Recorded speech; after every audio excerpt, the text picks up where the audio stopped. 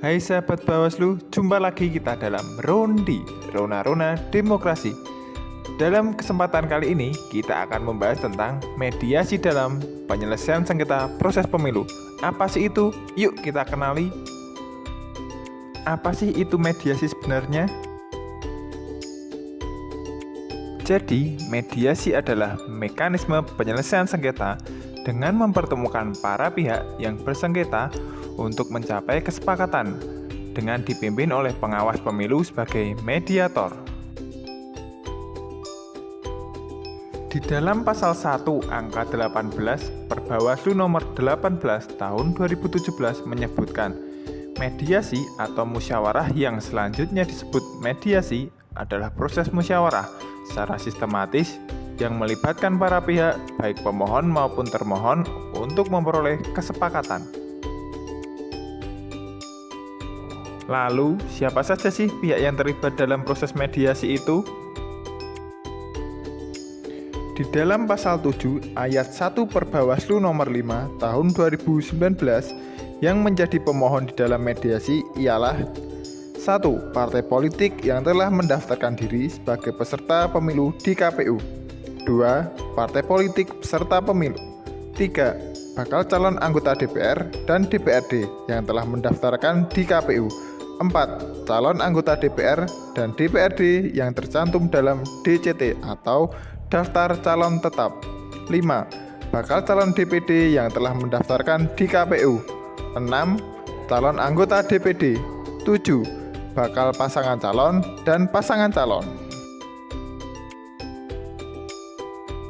Sedangkan di dalam pasal 8 Perbawaslu nomor 18 tahun 2017 yang menjadi termohon ialah 1. KPU Provinsi atau KPU Kabupaten Kota untuk sengketa antara peserta dengan penyelenggara pemilu. 2. Partai politik peserta pemilu, calon anggota DPR, DPD, dan DPD atau pasangan calon untuk sengketa antar peserta. Lalu, apa sih yang menjadi dasar Bawaslu dapat menyelesaikan sengketa proses antar pemilu? Yuk kita simak video selanjutnya. Jadi, ini dia dasarnya sahabat Bawaslu. Di dalam pasal 468 ayat 1 Undang-Undang Nomor 7 Tahun 2017 tentang Pemilihan Umum menyebutkan bahwa Bawaslu Provinsi dan Bawaslu Kabupaten Kota berwenang untuk menyelesaikan sengketa proses pemilu. Sedangkan di dalam peraturan khusus Bawaslu yakni di dalam pasal 5 Perbawaslu nomor 5 tahun 2019 menyebutkan yang pertama, Bawaslu berwenang menyelesaikan sengketa proses pemilu yang diakibatkan oleh adanya keputusan KPU. Yang kedua, Bawaslu Provinsi berwenang menyelesaikan sengketa proses pemilu yang diakibatkan oleh adanya keputusan KPU Provinsi. Yang ketiga, Bawaslu Kabupaten Kota berwenang menyelesaikan sengketa proses pemilu yang diakibatkan oleh adanya keputusan KPU Kabupaten Kota. Dan yang terakhir, Panwascam dapat menyelesaikan sengketa proses pemilu antar peserta pemilu sebagai pelaksanaan mandat dari Bawaslu Kabupaten atau Kota.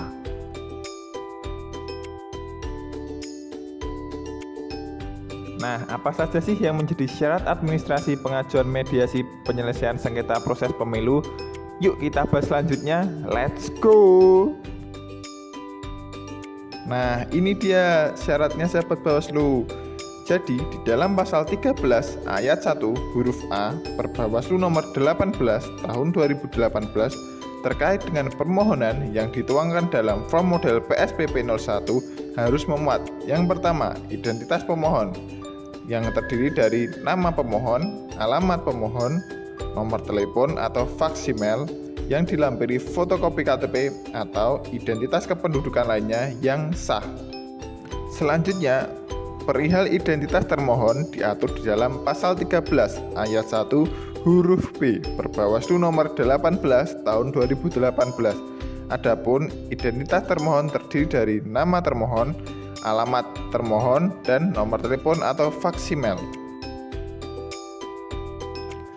Dan yang terakhir, sebagaimana disebutkan dalam pasal 13 ayat 1 huruf C, F, dan H Perbawaslu nomor 18 tahun 2018 menyebutkan harus melampirkan uraian kewenangan menyelesaikan sengketa yang terdiri dari uraian yang jelas mengenai kewenangan menyelesaikan sengketa proses pemilu, terdiri dari uraian yang jelas mengenai tenggang waktu. 2. Uraian alasan permohonan sengketa proses pemilu berupa fakta yang disengketakan disertai uraian bukti yang diajukan.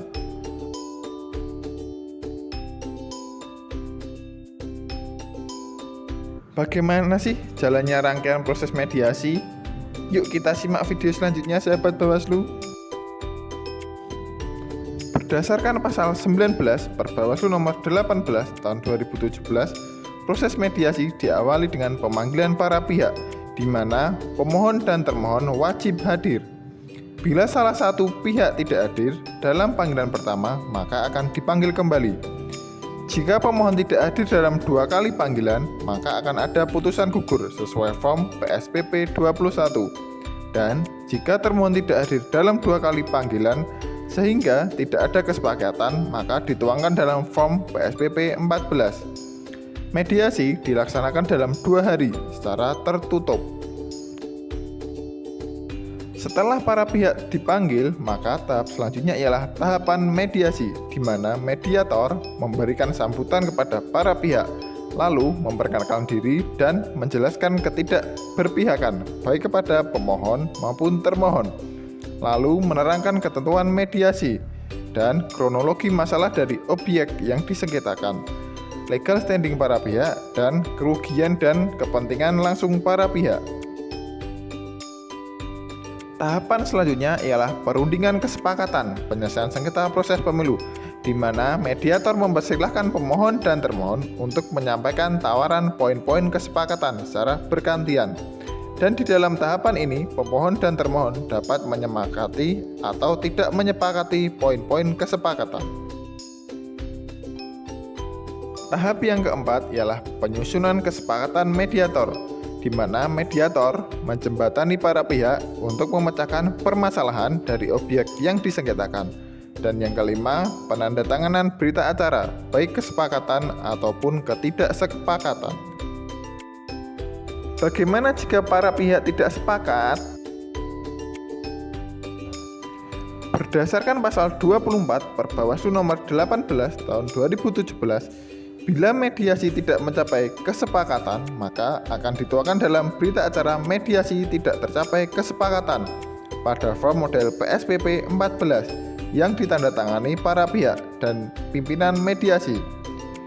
Mediasi tidak mencapai kesepakatan akan dilanjutkan dengan proses adjudikasi sesuai form model PSPP 16. Selanjutnya akan diberitakan kepada pengawas pemilu waktu dan tempat pelaksanaan adjudikasi secara lisan dalam forum mediasi sebagai panggilan resmi.